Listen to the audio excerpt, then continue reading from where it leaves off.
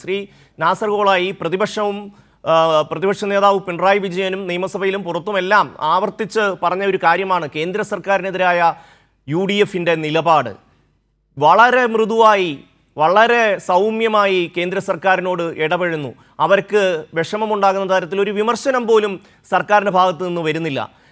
നമ്മുടെ സർവകലാശാലകളിൽ ഗവർണർക്ക് ഇഷ്ടമുള്ള ആൾക്കാരെ VC ആയി വെക്കാനുള്ള അവസരം ഒരുക്കി കൊടുക്കുന്നു. ഈ വിഷയങ്ങളൊക്കെ ഇപ്പോൾ സമസ്ത വളരെ ശക്തമായി തന്നെ ചൂണ്ടിക്കാണിക്കുകയാണ്. ഒളിച്ചു കളിയല്ല വേണ്ടത് എന്ന നിലപാടാണ് സമസ്ത സ്വീകരിക്കുന്നത്. ശ്രീ നാസർ കോളായി, സമസ്തയുടെ മുഖപത്രം ഇന്ന് മുഖപ്രസംഗം എഴുതിയത് വളരെ കൃത്യമായ വാക്കുകളിലൂടെയാണ്. നിലപാട് എന്ന് പറഞ്ഞാൽ ഒളിച്ചു കളിയല്ല എന്ന് അവർക്ക് ഗതികെട്ടുകൊണ്ട് തന്നെ പറയേണ്ടി വന്നു. കാരണം സതീശന്റെ നേതൃത്വത്തിലുള്ള ഗവൺമെന്റ് അധികാരത്തിൽ വന്നതിന് ശേഷമുള്ള ഓരോ നിലപാടുകളും എടുത്ത് നമുക്ക് പരിശോധിച്ചാൽ വളരെ കൃത്യമായ ചിത്രമാണ്. അത് RSSന് കീഴ്പ്പെട്ടുകൊണ്ടുള്ള നിലപാടുകൾ മാത്രമാണ് അവരെടുത്തിട്ടുള്ളത്. ഇപ്പോ സമസ്തയുടെ ഈ പുതിയ പ്രതികരണം വരാനുള്ള പ്രധാനപ്പെട്ട ഒരു കാരണം വിദ്യാഭ്യാസ തലത്തിലുള്ള RSSന്റെ കടന്നുകയറ്റം ദിനേന എന്നോണം നമ്മൾ കണ്ടുകൊണ്ടിരിക്കുകയാണ്. ഇപ്പൊ B. അശോകിനെ പൊതുവിദ്യാഭ്യാസ ഡയറക്ടറായി സർക്കാർ തീരുമാനിച്ചു. ആരാണ് ഈ B. അശോക് എന്ന് മുസ്ലിം ലീഗിന് അറിയും. ആരാണ് B. അശോക് എന്ന് ഈ സതീശൻ അറിയും. ഇന്ത്യയിൽ ആകെ ബീഫിന്റെ പേരിൽ മനുഷ്യരെ പച്ചക്ക് അടിച്ചു കൊന്ന ചുട്ടുകൊന്ന ഒരു കാലഘട്ടത്തിൽ ഇന്ത്യയിലെ മതേതര വിശ്വാസികളും ഇടതുപക്ഷവും ഒക്കെ ആ ബീഫിന്റെ പേരിലുള്ള കൊലപാതകത്തിനെതിരിൽ ശക്തമായി പ്രതിഷേധിച്ചപ്പോ ബീഫിന് അനുകൂലമായി കേരള കൗമുദി പത്രത്തിൽ ലേഖനം എഴുതിയ മനുഷ്യന്റെ പേരാണ് B. അശോക്. കഴിഞ്ഞില്ല. ഗുജറാത്ത് കലാപത്തിനെതിരെ നാട്ടിലാകെ വിമർശനം വന്നപ്പോൾ ആ ഗുജറാത്ത് കലാപത്തെ ഒന്ന് ലഘൂകരിക്കാൻ ഇന്ദിരാഗാന്ധിയുടെ വധത്തോടനുബന്ധിച്ച് ഡൽഹിയിലുണ്ടായ സംഭവത്തെ ഡൽഹി കലാപത്തുമായി സമീകരിക്കാൻ ശ്രമിച്ച ആളാണ് B. അശോക്. എന്ന് പറഞ്ഞാൽ രാജീവ് ഗാന്ധിയും കോൺഗ്രസും അന്നെടുത്ത നിലപാടിനെതിരെ ലേഖനം എഴുതിയ മനുഷ്യനാണ് അശോക് എന്ന് ഈ വലിയ നെഹ്റുവൻ സാഹിത്യമൊക്കെ പറയുന്ന സതീശന് തിരിച്ചറിയാഞ്ഞിട്ടാണോ? മുസ്ലിം ലീഗുകാർക്ക് അറിയാഞ്ഞിട്ടാണോ ബീഫ് ഫെസ്റ്റുമായി ബന്ധപ്പെട്ട കാര്യങ്ങൾ ഇദ്ദേഹം എഴുതിയിട്ടുള്ളത്? അദ്ദേഹത്തെ കേരളത്തിന്റെ വൈസ് ചാൻസലർ പൊതുവിദ്യാഭ്യാസ ഡയറക്ടറാക്കിയപ്പോൾ സ്വാഗതം ചെയ്തിട്ടുള്ള ആരാണ്? ഇതിനെതിരെ SFIയുടെ ശക്തമായ പ്രതികരണം കേരളത്തിൽ വന്നു.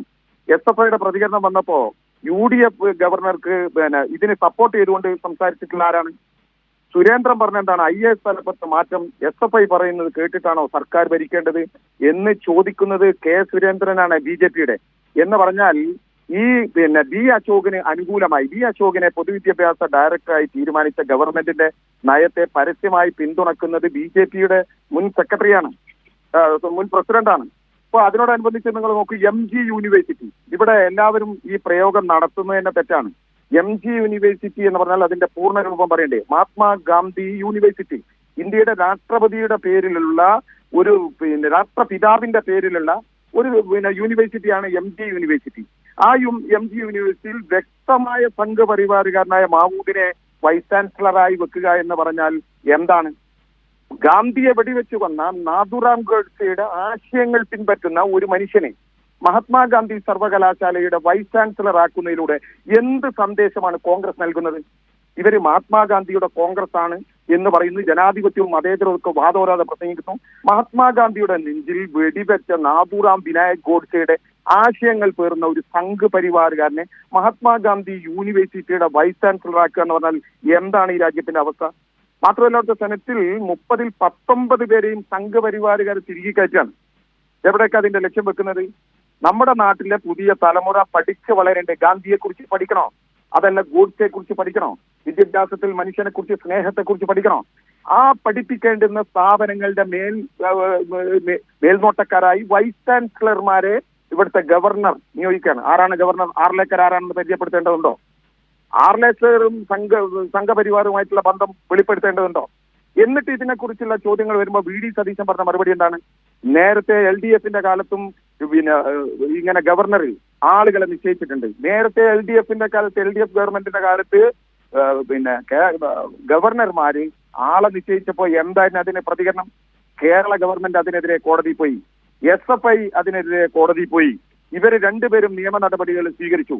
അന്ന് എന്തായിരുന്നു കോൺഗ്രസിന്റെ പ്രതികരണം? കോൺഗ്രസിന്റെ സുധാകരൻ പറഞ്ഞു, എന്തിനാണ് സംഘപരിവാറിനെ നമ്മളിങ്ങനെ അന്ധമായിട്ട് എതിർക്കുന്നത്? അവരിലും നല്ലവരുണ്ട് എന്നാ പറഞ്ഞത്. ഈ സംഘപരിവാറിന്റെ കയ്യേറ്റത്തിനെതിരെ ഇടതുപക്ഷ ജനാധിപത്യ മുന്നണി ഡൽഹിയിലടക്കം നടത്തിയിട്ടുള്ള സമരങ്ങൾ വിദ്യാഭ്യാസ മേഖലയിൽ ഇവർ നടത്തിയ കയ്യേറ്റങ്ങൾക്കെതിരെ ഇടതുപക്ഷ ജനാധിപത്യ മുന്നണി ഗവൺമെന്റും SFI നടത്തിയിട്ടുള്ള അനവധി സമരങ്ങൾ, ആ സമരങ്ങളുടെ കാലഘട്ടത്തിലൊക്കെ ഇവരുടെ നിലപാടെന്തായിരുന്നു? ആ നിലപാട് തന്നെ അവർ ഇപ്പോഴും ആവർത്തിക്കല്ലേ നമ്മുടെ നാട്ടിൽ. അതുകൊണ്ട് നേരത്തെ SFIയെ കുറിച്ച് ചോദിക്കുന്നത് SFI എവിടെയായിരുന്നു? കഴിഞ്ഞ 10 വർഷക്കാലം കേരളത്തിന്റെ സകല സർവകലാശാലകളുടെ ക്യാമ്പസിനകത്തും ക്യാമ്പസിന് പുറത്തും രാജ്ഭവന്റെ പുറത്തും എല്ലാം നമുക്കറിയാം ആരിഫ് മുഹമ്മദ് ഖാനെതിരെ, ആർലേക്കർക്കൊക്കെ എതിരെ SFI നിരന്തരമായി സമരം നടത്തിയിട്ടുണ്ട്. അതിന്റെ പേരിൽ കേസിൽ കുടുങ്ങിയ നിരവധി വിദ്യാർത്ഥികളുണ്ട്. അതിന്റെ പേരിൽ ജയിലിൽ അടക്കപ്പെട്ട നിരവധി വിദ്യാർത്ഥികളുണ്ട്. ഈ പോരാട്ടങ്ങളൊക്കെ നേരത്തെ നടത്തിയത് ഇടതുപക്ഷ ജനാധിപത്യ മുന്നണിയാണ്. ഇന്ന് സമസ്ത അടക്കം ഇത് തിരിച്ചറിയുന്ന ഒരു അന്തരീക്ഷത്തിലെത്തി സംഘപരിവാറിനെ ഇടിച്ചു കയറ്റുകയാണ്. പിൻവാതിൽ നിയമനം തന്നെ, നുഴഞ്ഞുകയറ്റം ഒന്നും പറയേണ്ടില്ല. സംഘപരിവാർ യൂണിവേഴ്സിറ്റികളിൽ നുഴഞ്ഞുകയറി എന്ന് പറയേണ്ടില്ല. കാരണം സംഘപരിവാർ മുൻവാതിലൂടെ സർക്കാർ ഒരുക്കി കൊടുക്കുന്ന മുൻവാതിൽ ചേർന്ന ഒരു സംവിധാനം നമ്മൾ കാണാം. ഇത് ഈ സർക്കാർ അധികാരത്തിൽ വരുന്ന സമയത്തെ നമുക്കറിയാലോ. ഇവരാദ്യമായിട്ട് പുകഴ്ത്തിയിട്ടുള്ളത് ആരാണ്? വിശ്വേന്ദ്ര പരിഷത്തിന്റെ നേതാവ് RV ബാബു പുകഴ്ത്തി എന്തിനാണ്? വന്ദേ മാതരം ആലപിച്ചതിന്. അതായത് സതീശൻ, VD സതീശനിൽ നിന്ന് വടശ്ശേരി ദാമോദര മേനോൻ സതീശനായി കേരളത്തിന്റെ മുഖ്യമന്ത്രിയായി സത്യപ്രതിജ്ഞ ചെയ്യുമ്പോൾ അവിടെ വന്ദേ മാതരം ആലപിക്കുമ്പോൾ ആ വന്ദേ മാതരം RSSന്റെ വന്ദേ മാതരമാണ് ആലപിച്ചിട്ടുള്ളത്. RSSന്റെ വന്ദേ മാതരം ആലപിച്ച് ഈ ഗവൺമെന്റ് ശരിയായ ദിശയിലേക്ക് കടന്നു വരികയാണ് എന്ന് പറഞ്ഞിട്ട് അഭിനന്ദിച്ചിട്ടുള്ള ആരാണ്? RV ബാബു ആണ്, വിശ്വേന്ദ്ര പരിഷത്തിന്റെ നേതാവ്. പിന്നീട് പ്രകടിപ്പിച്ചിട്ടുള്ള ആരാണ്? ശശികലയാണ്. ഇങ്ങനെ ഓരോ സമയത്തും ഇവരെടുക്കുന്നത്. ഇപ്പൊ യൂണിവേഴ്സിറ്റികളിലെ വൈസ് ചാൻസലർമാരെ നിയമിക്കുന്നതും സെനറ്റിൽ നമുക്കറിയാം. ഈ മാവൂദിനെ MG യൂണിവേഴ്സിറ്റിയുടെ, മഹാത്മാഗാന്ധി യൂണിവേഴ്സിറ്റിയുടെ വൈസ് ചാൻസലർ ആക്കിയപ്പോ BJPയുടെ നേതാക്കൾ കഴുത്തിൽ BJPയുടെ പതാക വഹിച്ചുകൊണ്ട് ആ പതാകയുള്ള ഷാള് തോളിൽ അണിഞ്ഞുകൊണ്ടാണ് ഇവിടെ വന്നിട്ട് അദ്ദേഹത്തെ അനുമോദിക്കുന്നത്, അദ്ദേഹത്തിന് സ്വീകരണം കൊടുക്കുന്നത്. കാര്യങ്ങൾ വളരെ വ്യക്തമായി മുന്നിൽ കാണുമ്പോൾ സമസ്തയെ പോലുള്ളവർ പ്രതികരിക്കാതിരിക്കാൻ നിവൃത്തിയുണ്ടോ? അതുകൊണ്ടാണ് സമസ്തയുടെ മുഖപത്രം. നമുക്കറിയാം ഇതൊക്കെ വലിയ PMC ഞങ്ങൾ നടപ്പിലാക്കില്ല എന്ന് പറഞ്ഞ് അധികാരത്തിൽ വന്നവര്. PMC നടപ്പിലാക്കില്ല, അത് അറബിക്കടലിലേക്ക് വലിച്ചെറിയുന്ന പറഞ്ഞത് KM ഷാജി.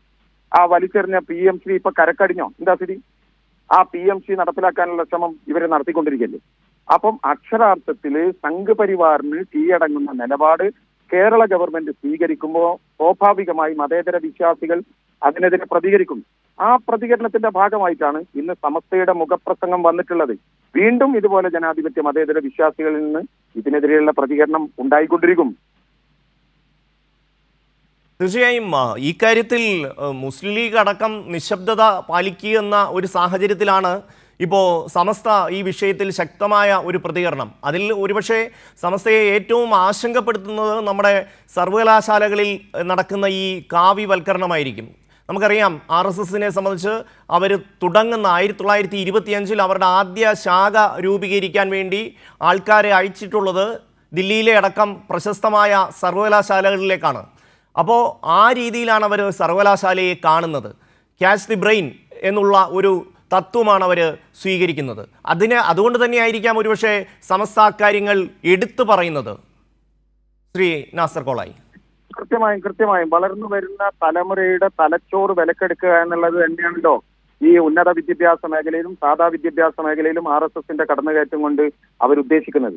RSSനെ സംബന്ധിച്ചിടത്തോളം അവർക്ക് വ്യക്തമായ പ്ലാനുകളുണ്ട്, അവർക്ക് ചില നിയോഗങ്ങളുണ്ട്. എല്ലാം ഒരു പേരിലായി ആയിക്കൊള്ളണമെന്നില്ല. RSSന്റെ ലേബലിലാവണമെന്നില്ല, BJPയുടെ ലേബലിലാവണമെന്നില്ല. അപ്പൊ നമുക്ക് കേരളത്തിന് അനുഭവമല്ലേ DGP സെൻകുമാർ. ആ സെൻകുമാറിന് പോലീസ് എന്ന രൂപത്തിൽ ഉന്നതനായ ഉദ്യോഗസ്ഥനെ സ്വാധീനിച്ച് RSSന് അനുകൂലമായ ഒരു നിലപാട് ഇവിടെ എടുത്തപ്പോൾ സെൻകുമാറിനെതിരെ കൃത്യമായ തീരുമാനം പിണറായി വിജയൻ എടുത്തപ്പോൾ പിണറായി വിജയനെ കളിയാക്കിയിട്ടുണ്ട്.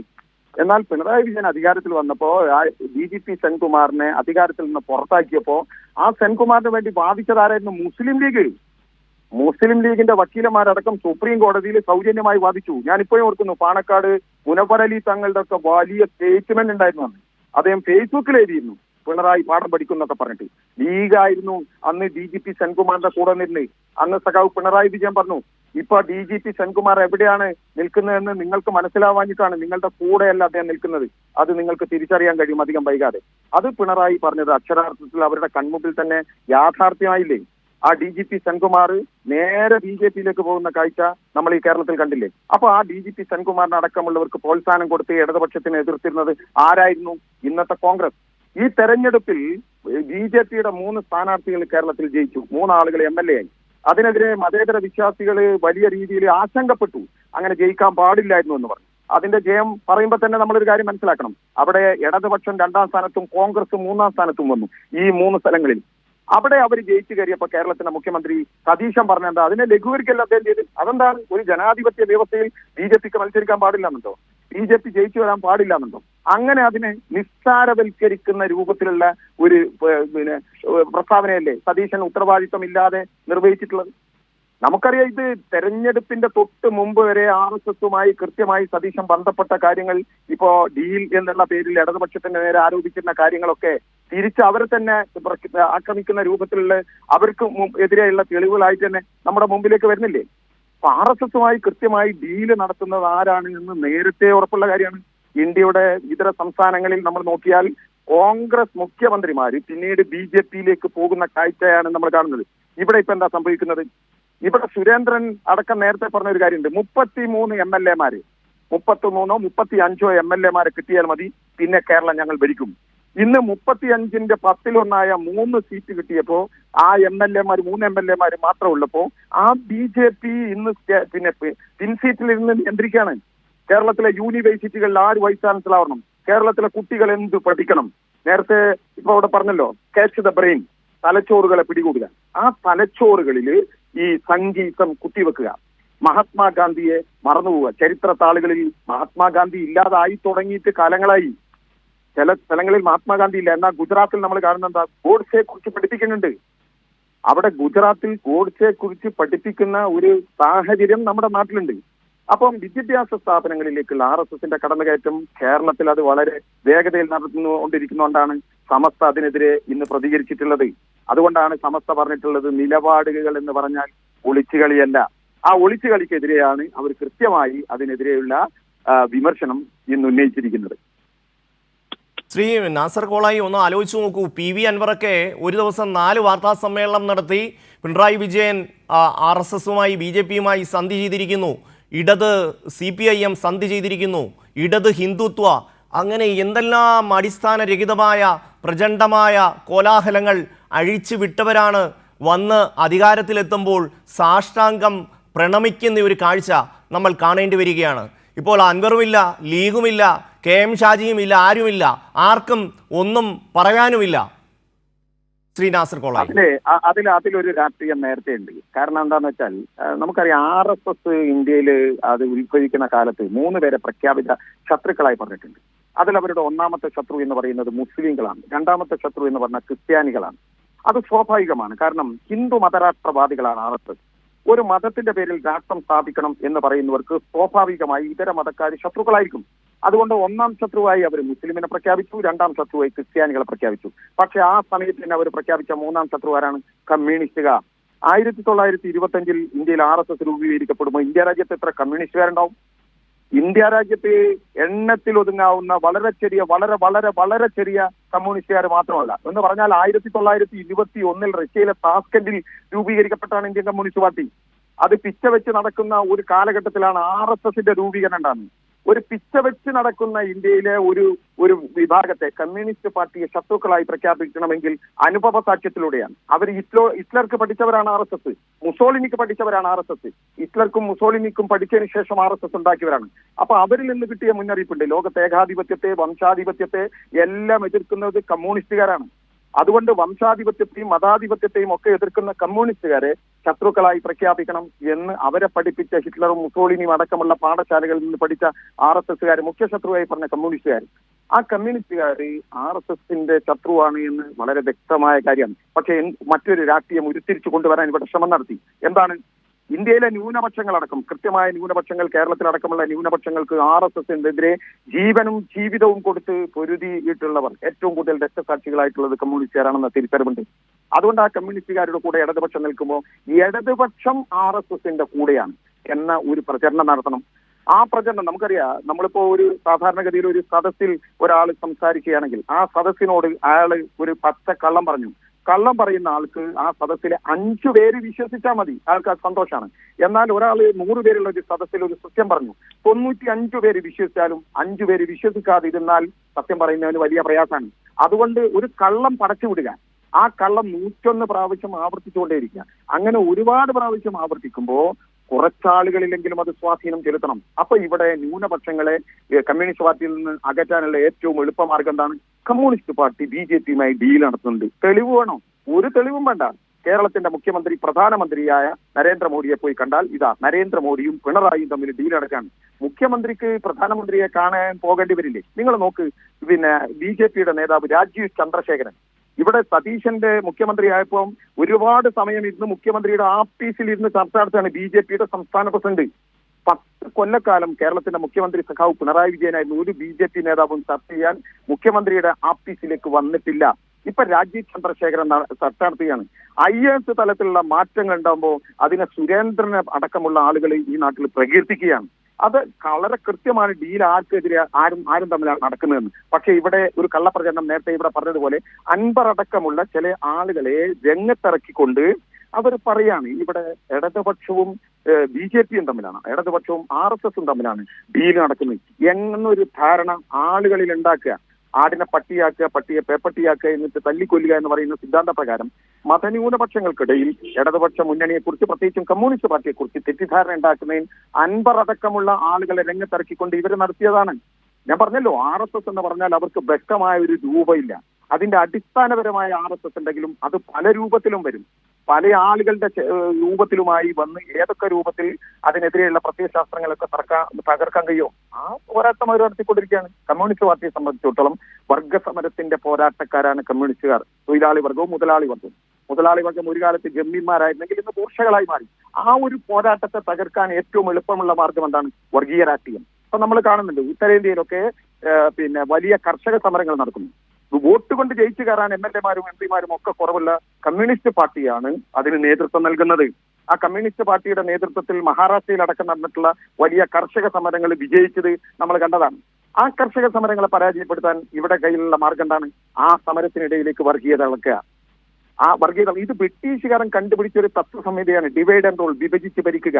1857 ഒന്നാം സ്വാതന്ത്ര്യ സമരം എന്ന് പറയപ്പെടുന്ന ശിപായി ലള എന്നൊക്കെ വിളിക്കപ്പെടുന്ന ആ സ്വാതന്ത്ര്യ സമര കാലത്ത് ഇന്ത്യയിലെ എല്ലാ മതക്കാരും അടക്കം, ശിപായിമാരടക്കം, ബ്രിട്ടീഷ് പട്ടാളത്തിൽ അംഗമായിരുന്ന ഇന്ത്യക്കാരായ ശിപായിമാരടക്കം, അതുപോലെ തന്നെ റാണി ചന്ദ്രബായി അടക്കം, താന്തിയ തോപ്പി അടക്കമുള്ള വലിയ വിഭാഗം നടത്തി നേടിയ ഒന്നാം സ്വാതന്ത്ര്യ സമരത്തിൽ അധികാരം കിട്ടിയപ്പോൾ ഇന്ത്യക്കാരാരെയാ ചെയ്തത്? അവസാനത്തെ മുഗൾ ചക്രവർത്തിയായ ബഹദൂർ ഷായെ ഡൽഹിയുടെ ഭരണാധികാരിയായി. അന്ന് ബ്രിട്ടീഷുകാർ മനസ്സിലാക്കി ഇന്ത്യയിലെ ഹിന്ദുവും മുസ്ലിമും ക്രിസ്ത്യാനിയും എല്ലാവരും ഒരുമിച്ച് നിന്നാൽ നമ്മൾ പരാജയപ്പെടും. എന്തുണ്ട് മാർഗം? അപ്പൊ അവരുടെ തലയിൽ വന്ന ഒരു ആശയമാണ് ഡിവൈഡ് ആൻഡ് റൂൾ, വിഭജിച്ച് ഭരിക്കുക എന്ന തത്വശാസ്ത്രം. ആ തത്വശാസ്ത്രത്തിന്റെ വക്താക്കൾ തന്നെയാണ് RSS. ഇന്ത്യയിലെ ജാതിയുടെ പേരിൽ, മതത്തിന്റെ പേരിൽ മനുഷ്യരെ തമ്മിൽ വിഭജിച്ച് വർഗസമര പോരാട്ടങ്ങളെ പരാജയപ്പെടുത്തുക എന്നതാണ്. അതിന്റെ ആ RSS-ന് കീഴടങ്ങിക്കൊണ്ടിരിക്കുന്ന ഒരു രംഗം കേരളത്തിന്റെ വിദ്യാഭ്യാസ മേഖലയിൽ അടക്കം കണ്ടതുകൊണ്ടാണ് സമസ്തക്ക് ഇന്ന് അങ്ങനെ എഴുതേണ്ടി വന്നത്. നിലപാട് എന്ന് പറഞ്ഞാൽ ഒളിച്ചുകളിയല്ല എന്ന് ആവർത്തിച്ച് മുഖപ്രസംഗം എഴുതേണ്ടി വന്നത് ഇപ്പോ ഈ ഗവൺമെന്റ് അധികാരത്തിൽ വന്ന് ഒരു മാസത്തിന് ഉള്ളിൽ അവർ കണ്ടുകൊണ്ടിരിക്കുന്ന വസ്തുതകളാണ്.